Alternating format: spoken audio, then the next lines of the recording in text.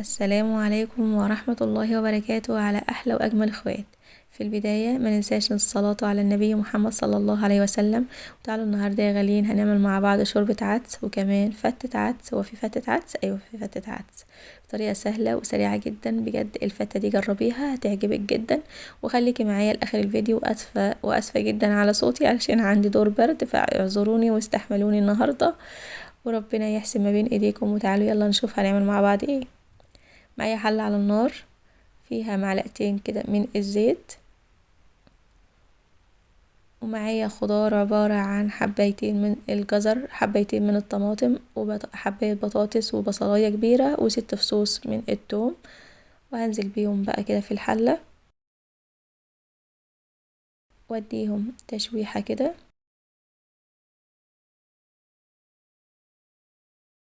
لغاية ما نشم بقى ريحة البصل والتوم كده، والخضار يدبل معايا. حاجة بسيطة جدا مش كتير،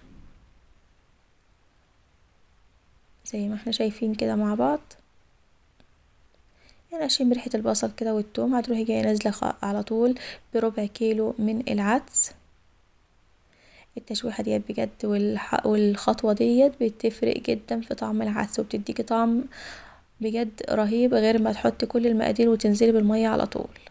ومعايا معلقة كمون، معلقة فلفل، ومعلقة كركم علشان يدي لون جميل كده للعدس. طبعا انا اسفة جدا وانا بحط البهارات، الكاميرا كانت فصلت فاسفة ليكم، بس قلتلكم ايه اللي انا حطيته. وادي لها تقليبة كده بسيطة خالص.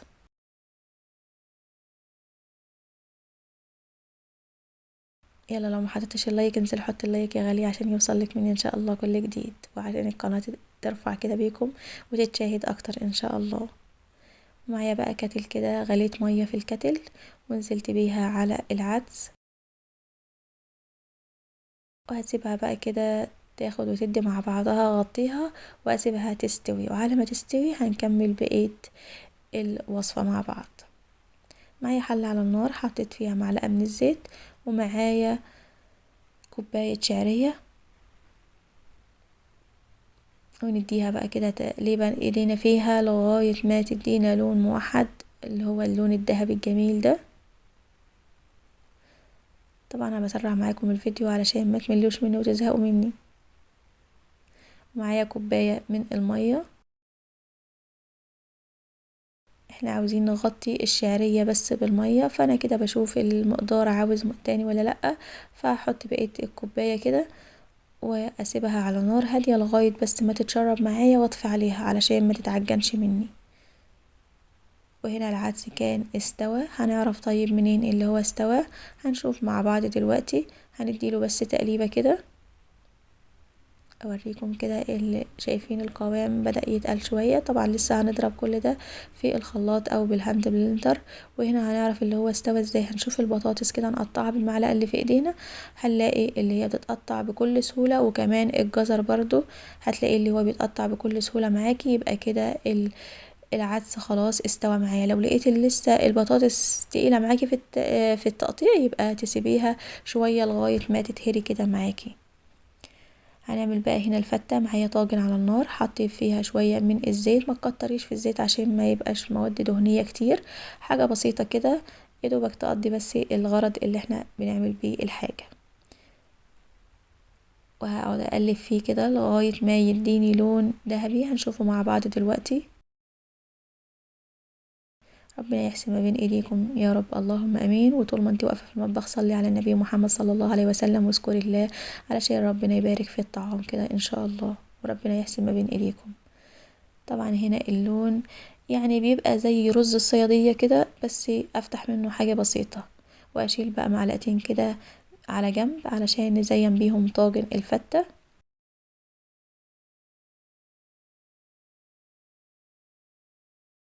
وهنزل هنا بشوية مية كده، حوالي كوبايتين من المية.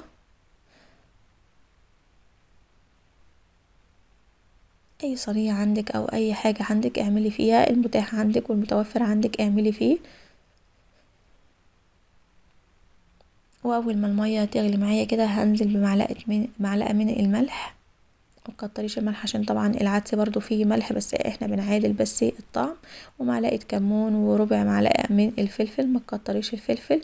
ومعايا عيش هنا متحمص، بتحط شوية ترشي عليه شوية زيت وتدخليه الفرن او تحمريه في الزيت نفسه، اللي انتي عاوزاه اعمليه.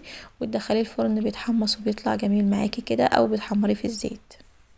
الاتنين بيديكوا نفس النتيجة، بس هتحمريه في الفرن كل شوية قلبيه علشان ما يتحرقش منك. يعني كل دقيقة كده قلبيه كده بأي معلقة لغاية ما يديك اللون الجميل اللي احنا شايفينه مع بعض.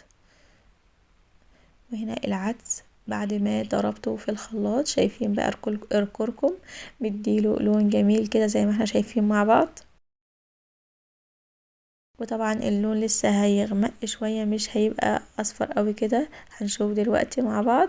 وهنا الشعرية زي ما احنا شايفين مش معجنة معايا عشان ما حطيتش مية كتير، وسبتها على نار هادية، واول ما تتشرب تطفي عليها على طول عشان ما تبقاش معجنة منك.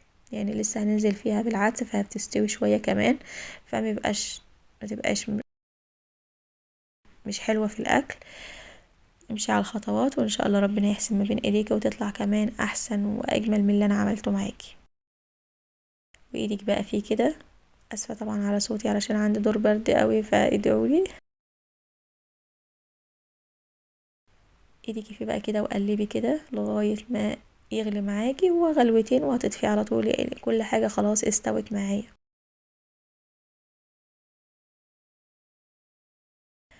يلا حطي الاشتراك يا غاليه عشان يوصلك مني ان شاء الله كل جديد، وفعلي الجرس اللي هو الكل عشان يوصلك اول ما انزل فيديو يوصلك مني اشعار. وهنا هحط بقى اظبط الملح بتاعي، طبعا الملح حسب الرغبه.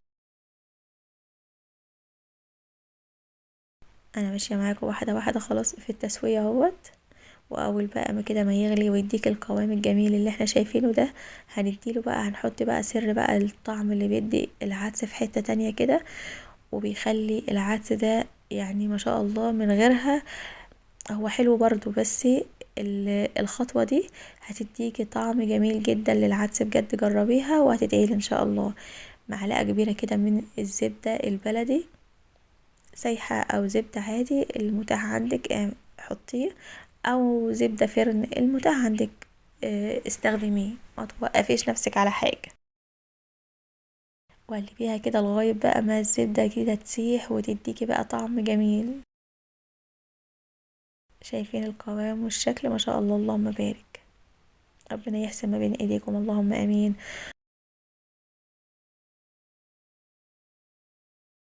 هنا معايا بقى الطاجن، هبدأ اللي انا احط عليه عدس. بجد العدس دوت كده بيدخل القلب، بحبه جدا اكتر من العدس نفسه.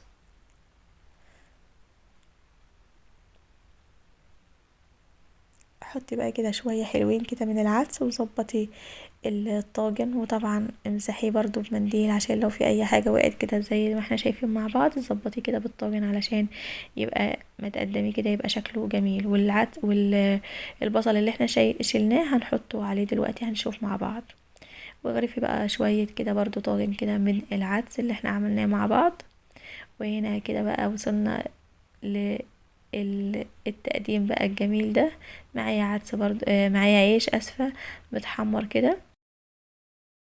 وهنا الطاجن حطيت على وشه البصل اللي احنا شلناه والعدس. وطبعا العدس ما ينفعش جنبه ما ينفعش يتاكل من غير ايه، جرجير كده وشوية بصل اخضر كده.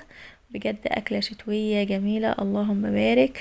وربنا يحسن ما بين ايديكم جميعا ويرزقكم بالرزق الوفير يا رب، اللهم امين.